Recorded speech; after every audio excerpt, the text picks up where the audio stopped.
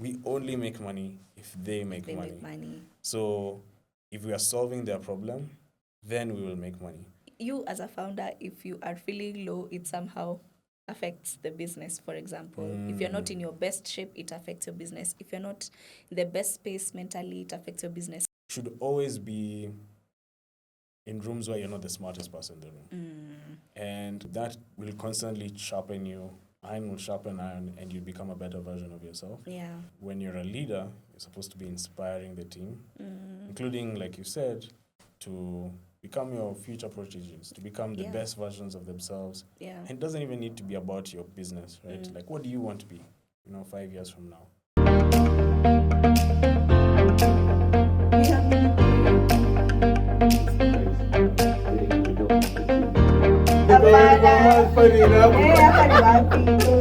Actually, literally.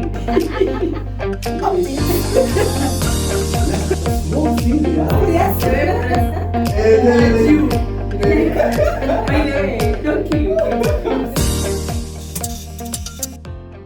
Hello, and welcome to yet another episode of Growing Out Loud with your favorite host, Daisy Keten. Drum rolls, please.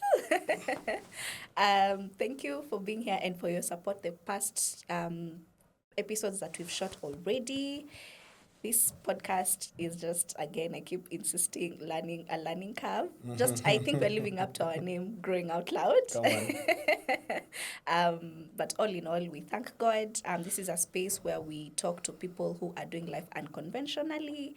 And as our tagline says, it's for the dreamers who do. So that's exactly the nature of conversations that we have on here. And so for this episode, I am joined by my friend. Yes. Mbona unashuku? Like, Usijishuku, usitushuku. No, ninasema hivyo because, hey, it has taken quite a bit for us to sit here. Okay. Hey, mpaka unaona ndio maana hata nashuku. That's why you're questioning our friendship. Hey, now I'm like, hey, Okay. maybe I should rethink. But the good thing is we're here now. Yes, That's what here now. matters. Yes. But also I've come to appreciate that the kind of, I guess, people I'd like to have on here also have really busy schedules. Like, I've had to reschedule so many times with so many of my guests. And I know I've produced just 4 podcasts, but really, behind the scenes, there's a lot of work that comes into play. But all in all, thank you. We're finally here. Thank you for having me. All in God's timing. Yes. So I'd like you to introduce yourself. Okay. Me, how I know you, and maybe how Najijua. na vile unajijua may be different, but just from my experience of you, it's amazing to have a founder, a biker, a traveler, an uncle, a lawyer. You'd argue. Yes. A lawyer I'm as not well. practicing, but I am a lawyer. Okay. Please tell us a bit more about Yeah. yourself. Thank you for having me, Daisy. I'm here to also grow out loud with you guys. My name is Lemuel. I'm a Christian. Yes. I started that because that's the most important part of my identity. I'm a founder. I run 3 different organizations. Yeah. So none of them have anything to do with the law. We'll talk about that later on. Yeah. But all of them have at the core of it tech. Yes. And we solve problems that help people achieve their goals. Okay. One is called Africa Product Peers. We support tech talent in East Africa. One is called General Circle. We help charitable organizations like churches and charities with raising money. And the other one is called Faith Foundry. Yeah. And we're building what I like to call the Jesus Tech ecosystem in Africa. Yeah, I'd like to hear a bit more about that. But just before we even dive into conversations, really, let me tell you, tech is in Nairobi, at least in my experience. What tumefanya? Tech is in Nairobi. Let me just use these words very loosely. But onanga pesa. And I mean that because these people are constantly trying to raise funding. Yeah. No, just mean inaweza kuwa natafuta. Maybe I just need like a 200K somewhere, and the business will run. Yeah. these guys are telling you, "Kai, mimi natafuta 50 million." Tunatafuta do, man. Any 50 million, 10 million. Hey, we're talking about big money. Yeah. So what has your, because I've just had you mention, raising funding. What does that look like from a techie's perspective? Yeah. Hey, let me tell you, Daisy, fundraising is not fun. Fundraising is literally begging people Exactly. to give you money. Nipe to. Nipe Uncle, to, please. You know? So for context, Yeah. when people want, the reason people in tech want money Yeah. is capital. And usually the way you would get capital as a business is you would go to a bank and they would give you a business loan. And they could do that based off, let's say, like your cash flows. Yeah. And your basically like your bank statements, which make the assumption that you have an existing business, which is making revenue, right? But then if you're a startup, by definition, you're moving from 0 to 1. And so there's no cash flows for you to go to a bank and tell them, like, look, I'm making revenue. Now we'll be able to pay off the loan. So the notion of a startup is more prominent now because of tech. Yeah. Because tech gives someone the potential to, especially now with AI, if you think about it, before you needed to have like someone to help you with marketing, with customer support, with building tech, all those things. Yeah. Now with AI, it's much faster to do those things. So what that means is you can actually get a business off the ground and start making sales with less money. And so I guess that's one of the reasons why there's this new emerging space of like building tech startups. And there are people who will give money for that. Yeah. They're called VCs. So venture capital is, they're like doing sports pesa in the finance market, and the betting is on startups. High risk, because you don't know if this business is going to be alive. It's really an idea. Yeah. Yeah. So that's why we're begging to the VCs. Munatafuta. Tumetafuta.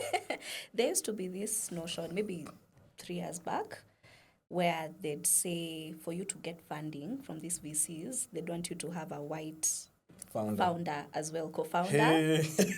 Is that still the case? So I will say this. As an African founder, Yes. you have cards stacked against you, right? So one, generally, like if you look at the total capital flowing into VC globally, Africa receives less than like 5%. Wow. Yeah. And it's interesting because we have human capital. We do. In Africa. We do. And we have human capital. In the other continents, the population is dwindling. They were saying, I don't know how true this is. Please fact check. But I saw this on PUBT, that site. Yeah. In Russia, they are going to switch off the internet from like 10 p.m. every night to encourage couples to actually, spend some time together and actually maybe make babies, That's policy. Yet here in Africa, we have human capital. Yeah. We have human capital. We have the resources we need. So it's just a matter of, I don't know, si wasongeshe tu hivi kidogo pesa na walete huko, and we'd see, amazing things come from Africa. It's true. Yeah, and you're right, we have a lot of the human capital. Say, for example, by 2050, Africa will have the largest workforce in the world, 1 billion people who are in the workforce. And a lot of other regions will need to leverage that workforce. Yeah. So there's a lot of potential here, even if you think about agriculture, if you think about resources on the continent. Now, what happens with VC is that there are people who have started deploying, and it's been growing. Yeah. In fact, Kenya in 2024 received the largest in size of investments across Africa. Oh, nice. In the VC space, yeah. Yeah. But a lot of the people who are in charge of deploying that VC funding are not Africans. And so what tends to happen is you have foreigners from North America, from Europe, who are put in charge of making those investment decisions. Yeah. And they have their own biases, and they'll come and they will invest in what's familiar. What I've found is what's familiar is a brand. right? Yeah. So there are African founders who will get funding, even if they don't have a white founder. But I've noticed a trend that they tend to have, let's say, an Ivy League school on their resume. Oh. So they went to Harvard, they went to Yeah. Stanford, Yeah. or they have worked at reputable companies like Google, Microsoft in tech, the large tech companies. They've worked in maybe consulting. Now, that doesn't mean you can't still raise funding as an African founder if you don't have those things on your resume. In my experience, even if you don't have those things and you're white, there are many people who will still trust you. But if you're an African black founder, just assume you have to like work 10 times harder to receive the same trust. And one of the best ways to do that, which I encourage all young founders, is just do the work and show the results. So it's really compelling whenever you go to a VC and you show them like data, like this is what we're raising money for. We want your funding, but we don't need you. know, we already have customers. We've already figured out how to build a product. You have and we're an growing. MVP. You have an MVP and we're growing. That's the best way to raise funding as a black African founder in this region. Because I think with all those cards stacked against you, just make the assumption that people have a bias against trusting you. And so put in the work to earn those trust in ways no one can dispute. Data. And we've just dived right into the conversation about tech and everything, but we started with you telling us you're a lawyer and not practicing. Yes. So maybe first give us a bit of background. How do you now lead 3 different organizations, largely in the tech space, with a background in law? Yeah. How did that come to be? So I think the reason I went into law in the first place was I wanted to solve problems in my community. Okay. And I think law, for me, going into campus felt like one of the more interesting ways to do that. Okay. But I had this sort of like epiphany as I was graduating, which is that I made that decision with the data I had when I was 18, right? Oh, yeah. But then when I'm 22, graduating from campus, now you have this new perspective on the world and how the role you want to play in the world, right? And so at that point, I sort of like allowed myself to hit reset and ask myself like, okay, based off the data I have now with this new vantage point, I'm older, I'm wiser. With your I have first more class. data. I had a first class. You just need to trust yourself to make decisions at different intervals in your career. Yeah. And we live in a generation where like our parents were more likely to do like 20, 30 years in one company. My mom literally worked 30 years of her life in one company. Perfect. There we go. We pivot so much, even within the same career path. Yeah. You'll find someone who works in tech, in many different tech roles, in 2-year stints. The world is your oyster. Don't feel boxed in to one career pathway. Yeah. I think a lot of us need to like just shake off those mindsets. So you made a decision about what to study in campus, but you were 18. Yeah. Come on, now you're 22. Yeah. I think there's also factors to acknowledge that helped me on that path. And so I was fortunate to like get recruited into roles in tech startups by people who didn't ask me they didn't care too much about what I studied. So actually that begs the question. A lot of people want to get into tech and probably they did animal husbandry in university. Yes. Shout out to animal husbandry alumni. Yes. So how do you actually pivot successfully to the tech space in the event you want to get into tech? That's a good question. I would say you're going to be hired because, one, you have the skill set, so you're competent, right? Okay. So, yes, you studied this one thing in campus. How can you pick up these other skills that align to the pathway you're trying to transition to? And now we live in a world where education is so democratized, right? So if you have just access to the internet, Yeah. you can learn literally anything. And there's also dedicated programs that you can do, right? Like I used to work at ALX. They have all these courses in tech, from software engineering, data science, things around AI. So I think the starting point is build your capacity to do the work. Yeah. And then I would say the second step is actually doing the work. Yeah. So you've picked up the skills. Now build evidence that you can do that work for a recruiter or a hiring manager, a founder like me, Yeah. who is looking for those skills. Yeah. And then step 3 is put yourself out there. So like Build last a personal week, brand. come on, build a personal brand. It's true. Yeah. Because like there are many people who are skilled. They've done the work of like building the skills. They have their portfolios, but they don't put themselves out there. Yeah. To opportunity. Basically, like success is opportunity meeting. Preparation. So you need to put yourself out there. That's part of the preparation process, right? So like you do a good job of that on LinkedIn, for example. Yeah. Build a personal brand. Make a ton of noise using your platform to, let's say, talk about, look at what I built. And that applies across whichever role you're in. Doesn't even just mean tech. Yeah. If you are in marketing, can you create like a marketing campaign and like have a deck on Canva and just like publish that on LinkedIn and show people, this is what I can do for your company. Yeah. And then, also network. Use those platforms to network. Come to events, like the event you came for last week. Yeah. How was that for you? Actually I was mind blown.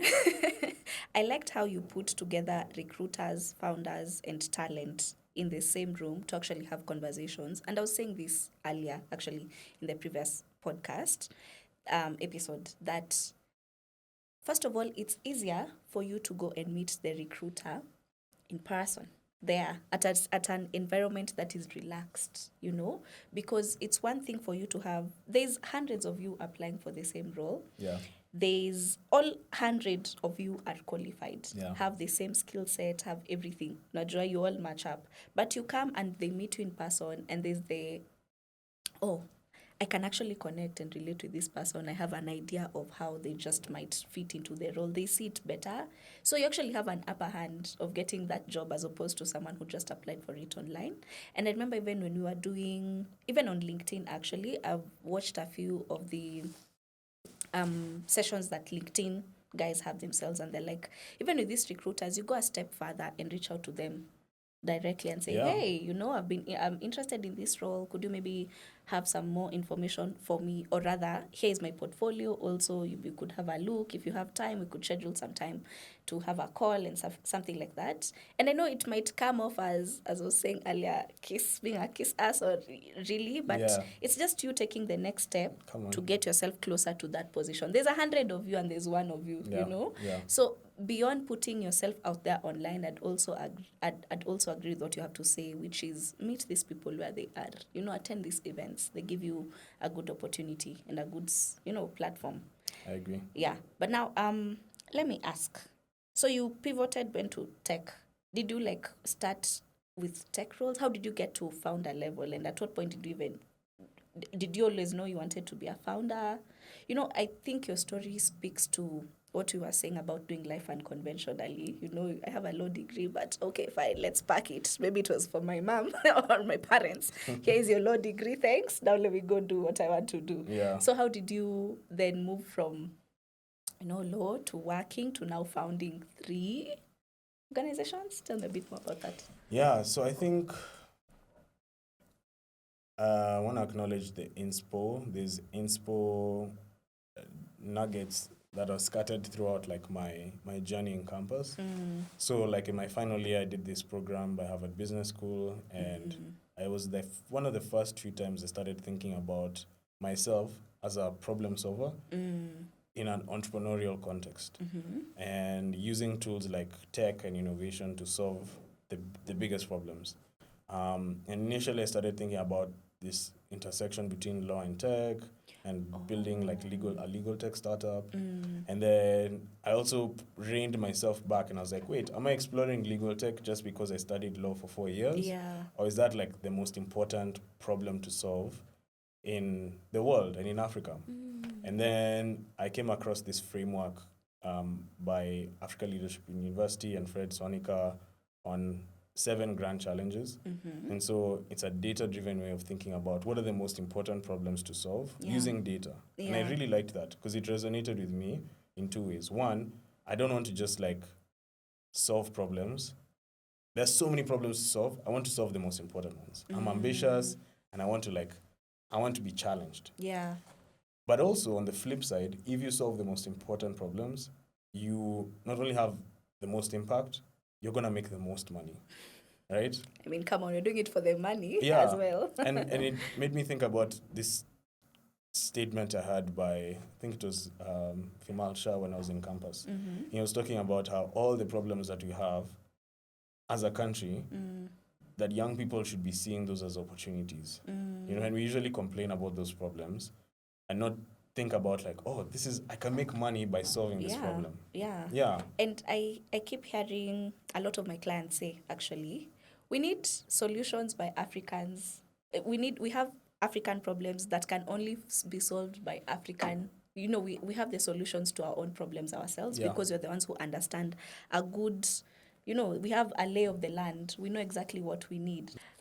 Yes, I agree with what you have to say, especially about us as Africans actually being solving our own problems, you know, because we have a good understanding of what the lay of the land is and what our problem is vizuri, you know. We can't bring a white person and tell them, okay, fine, so ninashindwa kwenda shule every morning because bridge fulani, you know. We are the ones who actually understand exactly what the situation is like, yeah? And I think I want to ask something that I've been meaning to ask, and I think I ask you every time, which is there actually space in the tech world for non-techies? There is. I think, even tying in with what you've asked earlier, I think it starts with, as you build your understanding around like the problems, start off with, like, there's this concept of ikigai. It's like, what am I really good at? Yeah. What does the world need? What is someone willing to pay me for? Yes. As you figure that out, I think the next step is like, even using the concept of ikigai, do your career vision, right? As you do your career vision, for me, I found that for me to achieve my career goals, which included solving the biggest problems as a leader. At the time, it wasn't, I was like, okay, maybe I want to be the CEO, but also, let me be humble. Maybe there's someone else who I'll find who's better suited to be CEO, and I can play some other role in the organization. So that said, I needed to have an understanding of like building tech and being in a tech company. And after you figure that out, I think you sort of like articulate your intentions. For me as a Christian, pray about it. And God honors that specificity in like, help me establish these plans. And he'll open the doors that you need to get into those spaces, right? I think there's many people who I've met in the tech space who don't have a computer science degree, who didn't study anything to do with IT, and they have major leadership roles. I think it starts with that ambition and intention. Right? So, for example, one of the things that we do at Africa Product Peers is we have a monthly career vision workshop. It was super, super helpful for me. And there's tools like, there's this book called How to Design Your Life, which helps you think through it at a macro level and even on a micro, like when you find yourself working on different things, you have flow state. And it's important to like take note of like, okay, what am I really good at? What am I really enjoying doing? And then make decisions about how you pivot in your career based off that. So yes, there is space for people for non-techies in the tech space, but it starts with you just being bold, audacious, ambitious, and having that intention. Like, what role do you want to play, right? So start the conversations. I would, before transitioning to tech, do the research, watch all the YouTube channels, start building relationships in the space, apply for the job, right? Even if you don't feel like you meet the qualifications, do it. And don't be afraid to start from the beginning, right? You could I've met people. I have people on my team who have finished campus. They did like 4 years working at some other organization, moved up the ladder, and they're willing to start again as interns. And if you are intentional, then you're willing to be humble and to do things like that. Because again, you're building the steps you talked about earlier. Is like build the skills, show evidence, and then put yourself out there. Yeah. So even if you're thinking about how do you show evidence that you have those skills, you can practice it by going to someone and be like, hey, you're an early stage startup founder. I want to intern at your company, and I'm willing to start from a super junior level because I want to build my portfolio by helping you get off the ground. Yeah.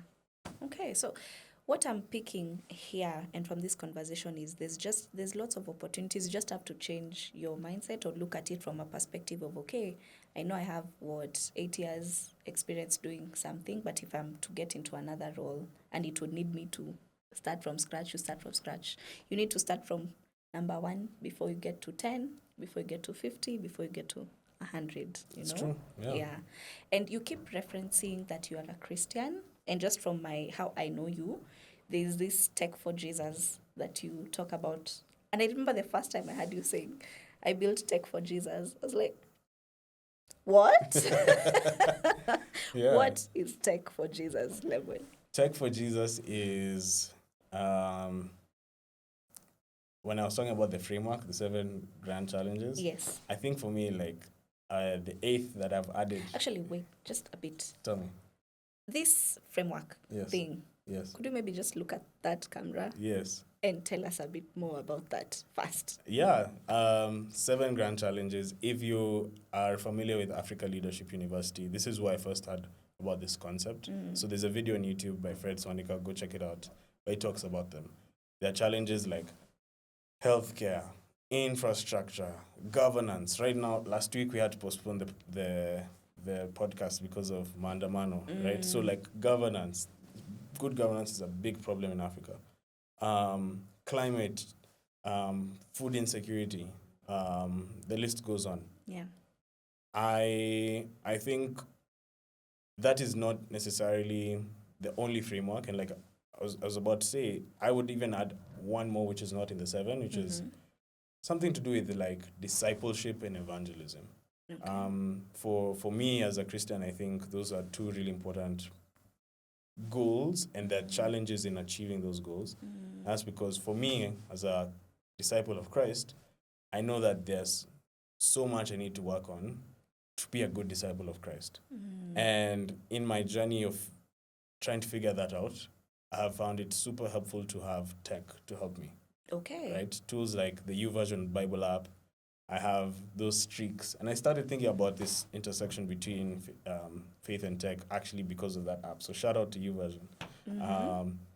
It was in a season where I was in Rwanda and we're talking about the 7 grand challenges. So what they usually do on that campus is they ask students in their first year to go through like material on the 7 grand challenges. Okay. And then at the end of the year, you choose a discipline, let's say like computer science. Yeah.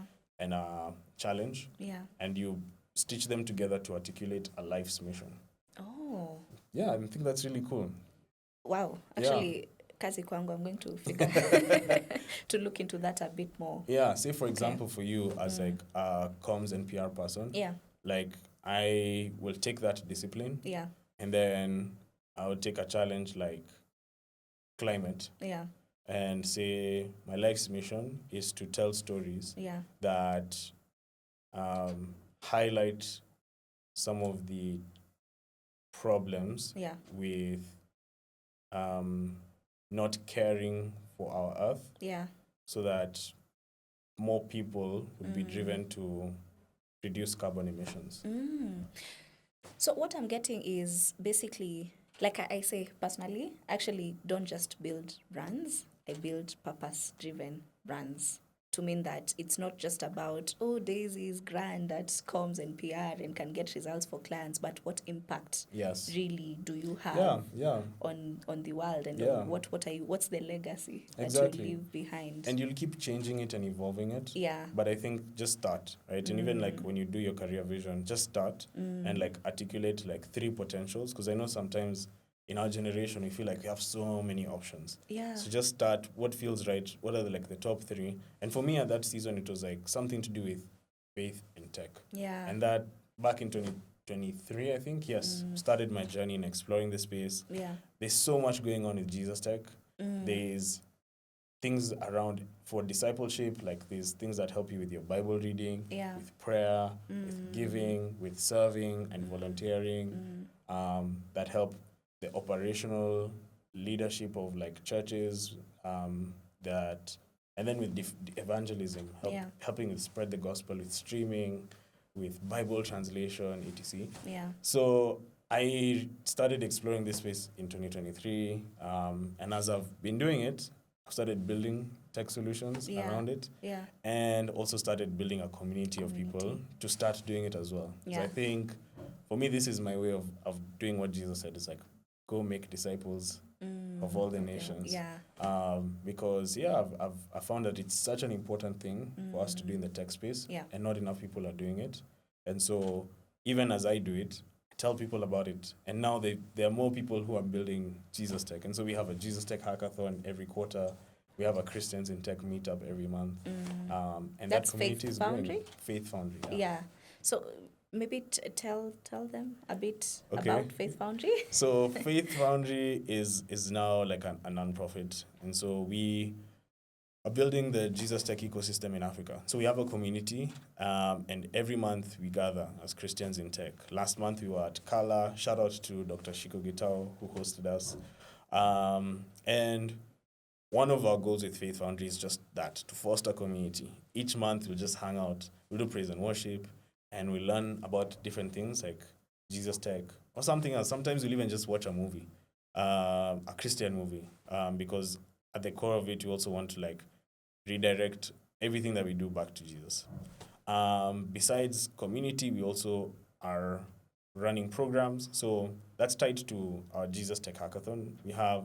We want to build Jesus Tech, and we want to build world class, but open source Jesus Tech. World class is achieved by bringing some of the best in the tech ecosystem. And so we had like CTOs, people who've worked at like companies like Microsoft, YC alumni who signed up to participate in our Jesus Tech Hackathon and even led teams. And then we've also partnered with organizations like iHub, with organizations like One Hope to support these initiatives, so that we don't just have a hackathon where we come for 3 days and then things get stuck in GitHub. We also have like programs like a Faith Tech Fellowship, so that after the hackathon, teams continue to build up those solutions. And by the end of the year, we're working towards getting them to reach 100,000 users overall across the different solutions that we've incubated. And so, we will continue doing these events, these programs, and building software to just build out Jesus Tech in Africa. How do you define success? For each organization, it's different. Okay. So at the core of it, if it's a business, then it exists to make money. Period. What I've learned is my sort of like own ethos around entrepreneurship. So also I found it's like a very philosophical and spiritual endeavor. For me, my ethos as I've been learning more about entrepreneurship is like, you are put in this earth partly to discover what's the greatest good that you can create by solving a problem for the people around you. And you can monetize that. And so for me, I don't just think about it as the end goal is making money. It's like, if I do a good job at solving people's problems, then they will pay us and we will make money. And so for Africa Product Peers, we solve people's problems in 3 ways. We help them get jobs. And so we have events like the one you attended last week, the Talent Social, which is going to be happening every month. We bring together recruiters, hiring managers, tech talent, and we've helped people get jobs. And so they will continue to pay us money to help them get jobs through not just our events, but even software we're building to help them achieve that goal. Okay. Besides Africa Product Peers, we have General Circle. We help people raise money. And one of the ways we do that is through a solution for crowdfunding. And the only way we make money is if they make money. Yeah. We charge them a percentage of the money they take. And we're even cheaper than guys like Mchanga in doing this. So our incentives being tied to their success has made us really, really, really good at building a fundraising product, right? And so again, we only make money if they make money. So if we are solving their problem, then we will make money. And so one of the ways we measure success there is called transaction volume. And we look at that more than we look at revenue. Because if we look at transaction volume, how much money are we processing on the platform, then we know we're going to make money, right? So I think as a product person, I spent a couple of years working in product management. Yeah. There's something called a North Star metric. And so for different products, it's different things. For Africa product peers, it could be something like job connections made. For General Circle, it's like the gross transaction volume. But if we achieve those things, we're going to make money. Yeah. So that's how I would say as a founder, I measure success. Okay. And then, of course, Faith Foundry, it's people being discipled. Yeah. Because that's not a for-profit entity, it's impact, right? And so people are being discipled by coming to our meetups, by participating in our hackathons, and also that we build tech solutions as an organization or through our incubatees that are discipling others. Yeah. And so if we build one solution ourselves and the people we incubate build 20 solutions, and altogether these 21 solutions are used by over 100,000 people this year, that would be a successful year for Faith Foundry. Okay. I love that. I love how, again, your success is tied to other people's success. They have to succeed first for you to succeed as well. And that's why I said it's the ethos I've built as an entrepreneur. I think each of us, as you venture into entrepreneurship, you figure it out for your own. But for me, that's the sort of like philosophy I've started building around it, and it's been super helpful for us. Okay. And now as a founder again, I've come to appreciate that your business will only succeed or rather run. Like you as a founder, if you are feeling low, it somehow affects the business. For example, if you're not in your best shape, it affects your business. If you're not in the best space mentally, it affects your business. So what do you do when, and at the end of the day, work still needs to get done, So what do you do to refill your cup when things are just, I don't know, I feel like we're constantly putting out fires in the entrepreneurship space. What does that look like for you? It's an interesting question. I recently took my first holiday in like years. Okay. And when I came back from it, I had so much clarity. I was way more productive, etc. And it was a big lesson for me on the importance of like my well-being. And especially as your business grows, you are one of the biggest risks in your business, If I'm not 100%, then we lose revenue. Meetings won't happen. Sales won't be closed. Partner deals won't happen. And so I've learned over the past few years what it looks like to be the best version of myself. Yeah. And I've tried things like, I may say there's a season for everything. There's a season where I was pulling 16-hour days in the office. I'd get to the office at like, let's say, 10 a.m. and I would leave 4 a.m. the next day. Go home, do like a 3-hour nap, shower, change, get back to the office, and do it again. After doing that enough times, a part of me wants to say it was necessary for the season. Yeah. But then I think wisdom has also taught me that what's better is to Sabbath. And Sabbath happens, there's cycles of Sabbath every day and every week. Sabbath is not just what happens on Saturday or Sunday, depending on what you believe. Sabbath is essentially the concept of just resting and saying to God, acha tu nifunge laptop. Enye nimefanya. whatever has been done has been done. The rest I leave up to you. Yeah. And I think in pulling those many 16-hour days, it was a lot of me putting all the trust in myself to figure it out. Yeah. And wisdom has taught me that that's not how it works. You can actually have a 6-hour day, and as long as you have left it up to God, and you're also asking Him, what are the most important things for me to get done in these 6 hours? Imagine mutafika the same, or that 6-hour person will actually go further. Yeah. I think I agree. For productivity, especially, I don't know, for us women especially, I've come to appreciate that at times, actually, as an entrepreneur, we sort of have the luxury to map out our life around our cycle because it gets to a point where your energy levels are just low and you need to take a dip. So for me, for example, when I know I'm doing like strategy work and stuff, I try to center them around my cycle. Yeah. Imagine. Interesting. So you do a lot of the big picture thinking. Yes. Okay. I don't have a cycle. Of course. Of course. But I do my big picture thinking in different locations. So like I like going to places like, Ole Sereni, where they have the view of like the park. Yeah. Like where I can see a view, like a big skyline.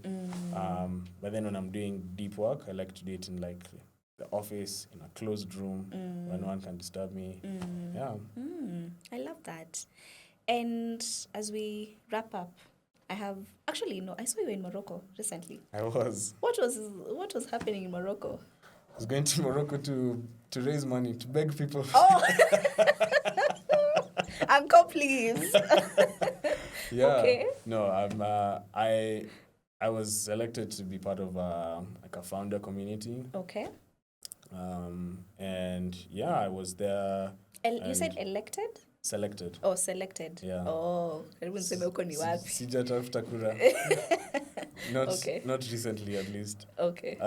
So it was an amazing experience by this organization called UM6P. And so it's one of the biggest universities in Morocco. Okay. It was founded by the king. So they have a monarchy there. Yeah. And the king is King Mohammed VI. The university is called University of Mohammed VI Polytechnic. Wow. There's an interesting story I heard about how he built that university for his son. You guys can go Google it and find out more about it. But it was an amazing campus. Yeah. And I was there with a community of 100 founders from different parts of Africa. Of Africa? Yeah, Oh, guys amazing. from Morocco and other parts of North Africa like Tunisia, guys from Nigeria, guys from South Africa, guys from Kenya. And building different businesses, learning from each other. Yeah. Morocco is an amazing place. I got to see Casablanca. I got to spend a lot of time in this smaller town called Ben Guerir. And I'm looking forward to be going back more regularly and just continuing to build with other people in the continent. I think, being in spaces like that challenges you. Yeah. Especially as a founder, you sometimes, when you work in other startups as an employee, what you should be looking to get is, should always be in rooms where you're not the smartest person in the room. And that will constantly sharpen you. Iron will sharpen iron, and you become a better version of yourself. Yeah. But then, now as a founder, you're not necessarily the smartest person in the room because a great leader is also supposed to be hiring talent that's smarter than them. Yeah. And also nurturing talent to become better at them in doing things that they can't do. Yeah. But when you are in spaces where there are other founders and they have better things that they do as a founder in their leadership, in their different skill sets, that's so helpful.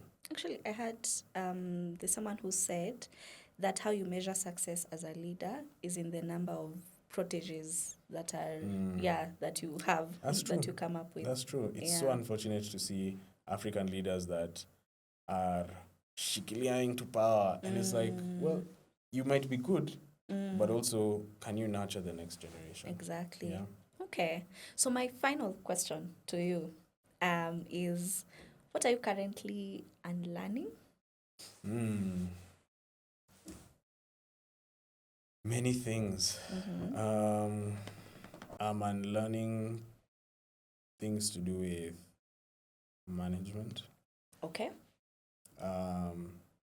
So in your career, you're going to progress from being an individual contributor to being a manager to being a leader.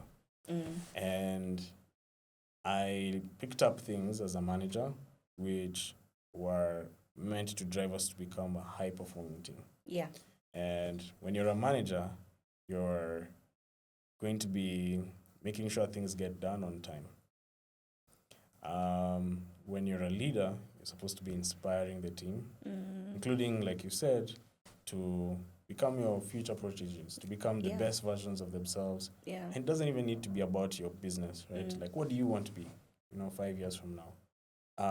Even if that means the person is like, I want to start my own business, like a leader is inspiring because they're able to think about more than just how do I get this person to be productive for me. Yes. It's like, how do I get this person to be the best version of themselves?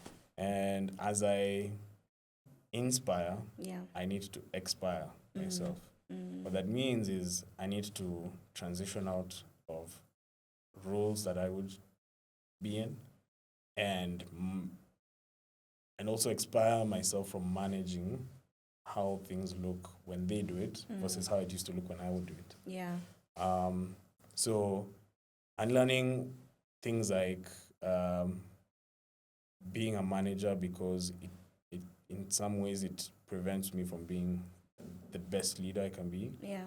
Learning things like let people make their mistakes. Things will be done. They may not be done The as way you well. want Yes. them to be done. Yes. Look, even my language, I'm saying as well. It's not done the way I want The it way to you be want it done. to be done. Yeah. But they'll be done. Yeah. And for you to grow and scale, you just need to be okay with that. You just need to watch someone do something differently. Yeah. Let's not call it a mistake. Yeah. Let's call it different. Yeah. And let them figure it out on their own path. Yeah. Coach them and help them be a better version of themselves. But yeah. I've also come to appreciate that sometimes when you want things done your way, for example, it limits their input. Yeah. You'd come to realize that if you just let people be and do things their way, you'll even realize they have other strengths that you didn't know that you could capitalize on. Because you were so insistent on vitu ni hivi, Yes. Yes. So yeah, thank you for that. And last thing I'll say. Okay, yes. We won't go deeper into this because that's a whole episode. Okay. But everything you're saying is especially true when you're leading a team with Gen Z employees. Tell me about it. Yes. They're a different breed. And there's psychology involved in figuring out how do you get the best out of this person. Because you also need to challenge yourself to believe that they are not dumb. They are not incompetent. You just haven't inspired them. You have not inspired them. You have not inspired them to be the best version of themselves and Okay. given them an enabling environment. So what I end up doing is there's a lot of pivoting. Like, try this for 2 weeks. It's not working. Do this for 2 weeks. Yeah. So you need patience also. Patience and pivoting. And praying to God. Because we have come to appreciate my challenge. I'm Gen Z myself, but my biggest challenge is work ethic. Because sometimes you're like, okay, fine, you just do things your way, but we need them by a certain date. Yeah. And you're like, we don't want to micromanage, so just do you, please. Yes. But now it gets to that day, and you're like, so... Where's my stuff? And they're like, so And I'm like... Yeah. Anyway, it needs a lot of it's testing my patience as me. Yeah. But thank you for being here. Thank you for having me. For taking the time. And I know how busy your schedule is. So I appreciate you. And maybe I have a question for you. Oh, you do? Yeah. Ooh. Okay, shoot. Why did you start this podcast? Oh, so you have time. Yeah. So initially, it started from... Actually, this is my third stint at podcasting, actually. Okay. So when I started my first podcast, It was titled Life Through Gen Z Lenses. I had finished school, and for me, I went back home and decided I'm going to run a business. I think I always knew I wanted to run a business. So I went home, started a laundry business with my mom's washing machine. Come on. Na sabuni yake. Kila kitu yake. Na stima ni analipa. Shout out to Mama Daisy. So I remember she would just look at me. Anashanga too, because she took her daughter to school, and I was pretty good in school as well. What did you study? I did comms, Okay. communications, corporate communications in JKUAT. And I did well. And she's like, so amerudi nyumbani, because she'd say, because I used to use, like, I don't know if you know Nigerian bags, this big, it's like gunia, it has a gunia thing. Yes. So I'd use them. Yes, so I'd use those ones now to get my clients laundry. So she's like, amemaliza shule akuja hapa atembee na hii bag kwa barabara akifulia watu manguo. I'm not the graduate.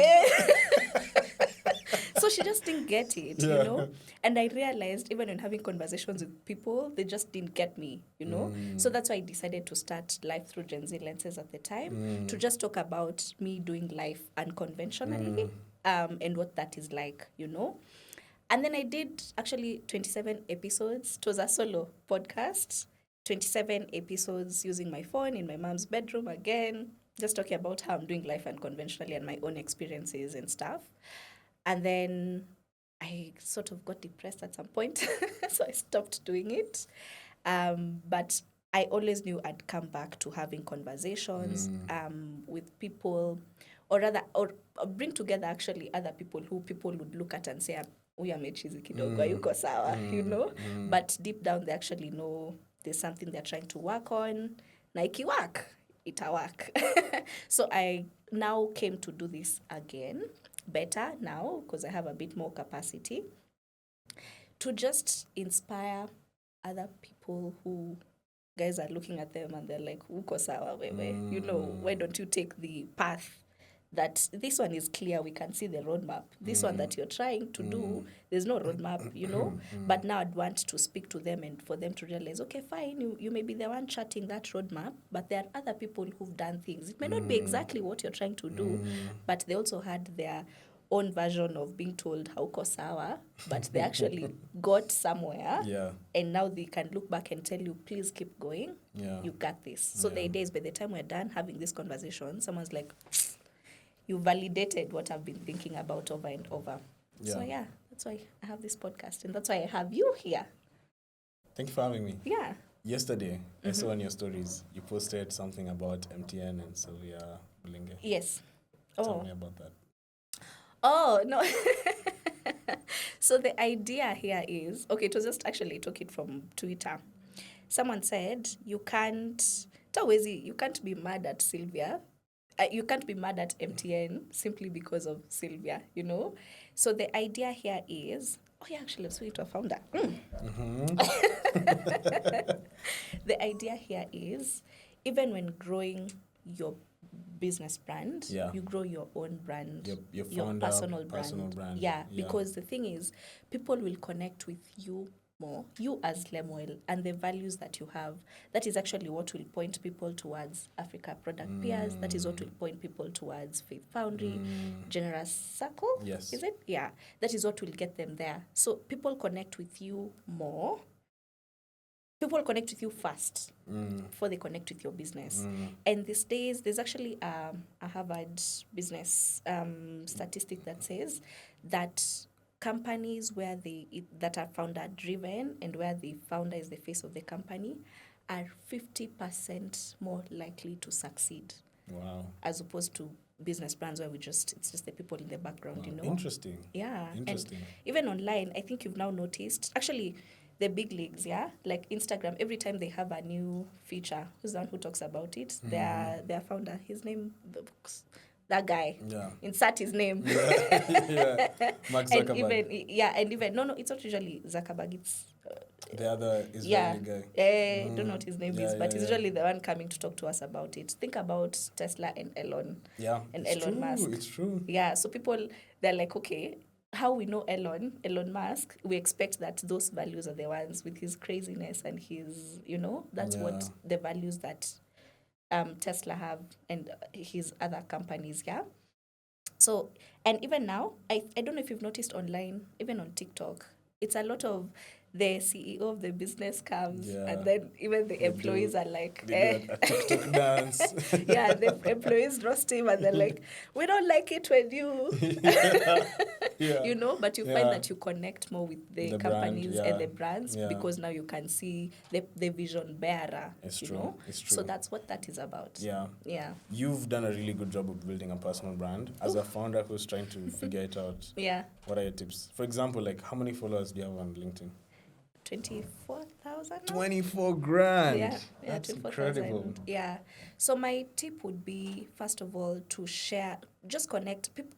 Your people connect with your wins. For example, yay, you went to Morocco recently. For example, that's amazing, and they it's not being like prideful or no. It's not even about being prideful, really. But you see, that's typically on LinkedIn, for example, it's the nature of how people do show up on there. It's when they do something big. I'm excited to announce. Exactly. I'm excited to announce. I'm happy to announce. Oh, last week we did, you know. But also, when you share your challenges, like right now, what you've just said is pretty powerful. How you're learning that there's a difference between being a manager and being a leader and the vision bearer, and how you move as a manager and as a leader is different. These kinds of conversations are actually what will get you to connect with your audiences more. So you just show truly the human side of you. We'd think you're always put together. Sometimes when life gets tough, what is it that you do when life gets tough? And you actually show it and express it to people, So you talk about your journey, the behind the scenes of how you got to where you are now and your everyday. Because sometimes we look at you and we think you're just polished all the time, But if that's not the case and you talk about truly what it takes to build and to get to where you are, that's how you grow. That's how people now connect with you. And that's why people said, Sylvia Mulinge feels like your auntie. It's like getting mad or being mad at your favorite auntie. You really can't do that, Exactly. You just buy the bundles again. Hata kama unajua uliibwa. Uko tu like, but ni Sylvia. Yeah. Sasa. And I know she's doing some amazing job because she does a good job of also showing what she's doing at shout out MTN. Sylvia. Yeah, shout out Sylvia Mulinge for sure. And she also leads with empathy. Which is something else, which actually ties all together, building a brand, just leading with empathy and talking about your own POV, and also your team's POV, and just what it looks like. Just what it looks like to build and to grow. Communicate that with people, and they'll love you back. Afrobeats or Amapiano? Lately, at Amapiano. No many pangia. I'm not used to being put on the spot. I'm used to putting people on the spot. NIV or NKJV? NIV. Okay. Yeah. I'm done. Maybe tell us. You had mentioned, this is premeditated. You had mentioned you're building that software to help people apply for jobs. Yes. And you're beta testing. Yeah. Maybe. Yes. So if you're looking for a job and you're feeling lazy. But you just said do the work. You can't. That's true. But let's be real. So what we found is it's not necessarily even about being lazy. Yeah. It's like data tells us for you to get one job offer, not even here in Kenya, in the States with a better job market. Africa has some of the worst unemployment rates in the world. Yeah. So if this data is from America, you should assume it's exponentially worse here. In America, for you to get one job offer, you need to apply to 200 jobs. So what ends up happening here is you'll apply for, let's say, 10 jobs. And then either you won't hear back feedback, or you'll get a we regret email. And then you give up. Like, oh, I'm done. Cut the show. Take me out. Yeah. The solution of building is going to help you use AI to apply to a volume of jobs and eventually with personalization using tech allows you to reach your volume targets. Let's say apply to 100 jobs in a week, right? And so if you're interested in being a beta tester for this product, you can sign up using The link. jobs.africaproductpeers.org. That's where the sign up link will be. Okay, we'll link it as well. Yes. Yeah. Thank our you, Daisy. description. Yes. And so it has a custom cover letter for you. It customizes it to. We'll hash out the details. Okay. So.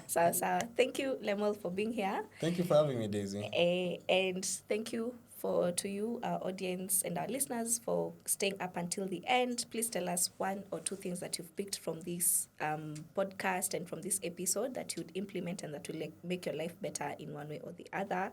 And as we say in our tagline, this podcast is for the dreamers that do, and that is exactly what we are trying to at least inspire, inspire those of us, those listening to us to, dream and do, and you'll get it. You'll get there. So please remember to like, share, and subscribe. It's free. And catch us on Instagram, on YouTube, on TikTok at Growing Out Loud. And you can find me, Daisy Keter, on LinkedIn, Daisy Keter. Yeah. And Lemuel Abishua, Lemuel_Abishua on Instagram, Lemuel D. Abishua on LinkedIn. Yeah. Yeah. Okay. Thank you. Be blessed. Bye.